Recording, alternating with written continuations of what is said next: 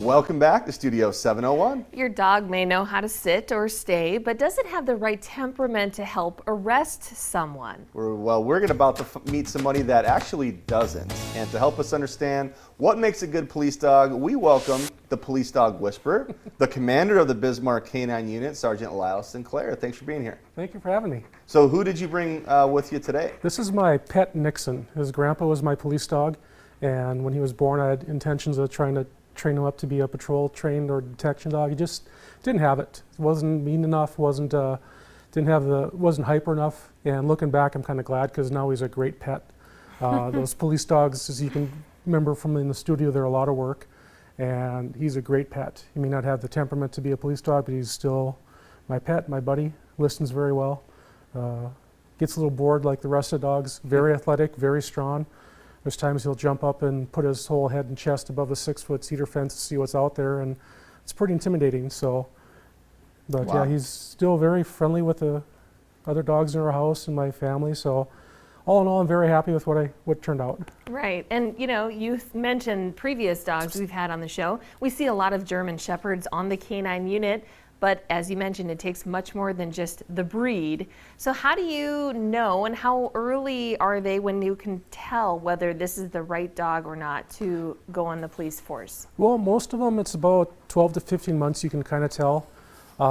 Some it's a little earlier, some a little later, and there's times where even dogs get brought over from Europe and they tested well, but then you get them to a new environment and it just wasn't working out for them. So, I tell the handlers don't get too attached to the dog until they're done with training, and it takes the right handler, right marriage of the dog, and the right traits of the handler and dog fit together to know if the dog's going to work out or not. And sometimes it's too much dog, sometimes it's really not enough dog. But And Lyle, like any relationship, I know communication is key, and you had mentioned canine communication to us before. So can you explain to us what that is?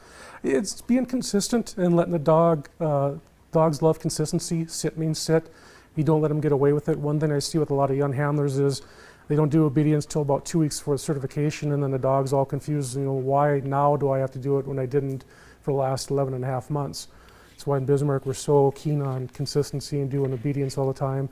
So when certification comes around, dogs are like, oh yeah, this again, I know what this is. And they're very consistent. They know what we mean, what we want, and it's a lot easier on both parties if you're just consistent with it. A little more work, but it's a lot easier.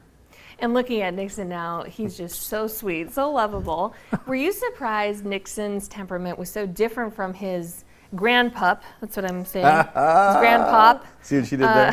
Yeah, I was. I guess, part of it, you kind of assume he'd act a little bit more like his grandpa, but I'm kind of glad he didn't now that he's a little older and he's not working. It'd be a lot more headache for me to maintain him, but he's a good dog, and you just never know. That's why we buy him versus breeding him, or that way if he gets to be 15 months and he's not working out, then what do you do with the dog? Mm-hmm. Mm-hmm. So. Well, it's really cool to have him in studio and see him so well behaved and so well tempered. So, yeah. Well, thank you so much for being here, Sergeant Sinclair and Yes. Nixon. And Sergeant Sinclair, if someone had a question about the Canine Unit, how should they get a hold of you? Just call the police department, leave me a voicemail, or shoot an email to us, and we'll try and get back to you as soon as we can. There's a lot of requests for dog demos and other questions people may have, and we'll get back to you as soon as we can. We work 24/7, so we may not always be working 8 to 5. So you may call on a Monday and we won't be back till Wednesday or Thursday or something. So if we don't hear from us in a week, don't worry about calling us back. We're not going to be offended. Sure. Well, thank you so much. Yes, no problem. And good boy, Nixon. What a sweetheart. Thanks again, guys. All right, coming up next, after going on 50 dates in 50 states, Matt Wernig, he's going to get those dates of real life romance. I don't know.